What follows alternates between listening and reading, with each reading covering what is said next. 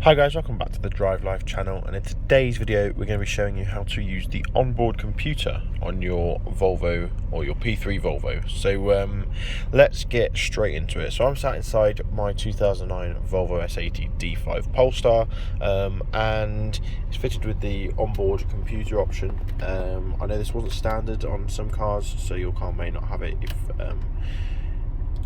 or it may do, so check that first, but if you do have it, you'll have the read button and the info and reset buttons that you can see just here. I'll zoom that in, just like that. So if your car has it, then there we go. So if we take a look now at our screen, the onboard computer information is displayed in the right hand screen here, and what we're going to do is I'm going to scroll through and show you guys what things you can tell on it, the sort of information that it records, and then I'll show you guys how to control it completely. So yeah, I'll zoom you in here, and we'll go through. So the first tab is the DSTC button, which is the dynamic stability traction control, and you can turn it on and off from here, as I covered in the last video. We've then got your current speed in kilometers, which is useful for driving in Europe, as you'll notice that the left hand dial doesn't have any kilometers per hour, and for it to be legal to drive this car in Europe, it must display kilometers. So there we go. Fortunately, you can't display digitally the miles per hour, but yeah, you can do the kilometers like that. We've then got average speed, instantaneous MPG, which is the MPG you're currently doing.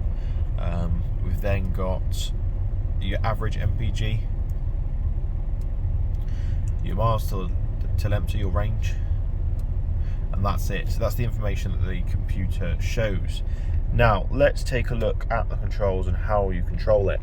So you have the left hand indicator and light stalk, has a few buttons on it. You'll see that you've got the info, which isn't a button itself, it's actually a diagram for this dial here. We've then got the reset button and also the read button. If we can focus it, there we go.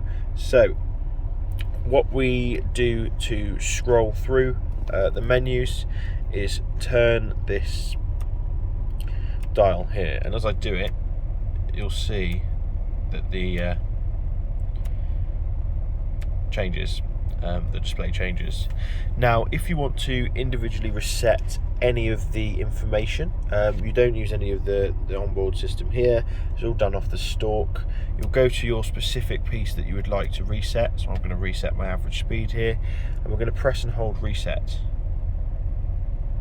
and as you can see, it's now been reset to 0. So it's really easy to do, and easy to use. And the nice thing is you can reset one thing but not the other. So if you want to do an MPG run, you can reset the MPG, but it won't affect your average speed. So it's a nice little modular little system. But yeah, these are all the things you can scroll through. Like I said, you can reset the MPG and your speed, and it will record everything like that. And to turn off the traction control, just hit the reset button on there, and that's that done. Now we've also got this read button here, which will give you error messages. So if, for example, you get a fault code on your car, it comes up on here, and it'll explain it to you.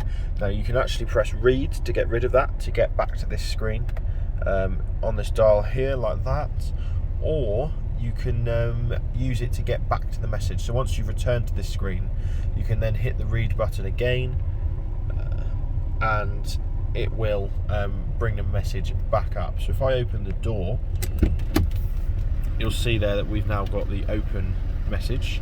So if we hit read, it's now got rid of that message. Now if I wanted to get the message back, press read again, you'll see that we've got one new vehicle message. Press read again, and it gives you the information like that. Now if I close the door, obviously the message will go away, and if we hit read now, you'll see that we've got no vehicle messages. So yeah, that's it guys. That's just a quick little tour of how to use the Volvo onboard computer. These things are just useful to know how to use. So yeah, that's it. So thanks for watching. Don't forget to like, comment and subscribe. If you're wondering how to change the trip computer, such as T1 here, then that is done using the trip buttons down here. Oh, that hasn't gone well, hasn't focused right. The trip button down here, just press and hold on whether you want on your T1 or T2 to cycle between the two. You just press it like so.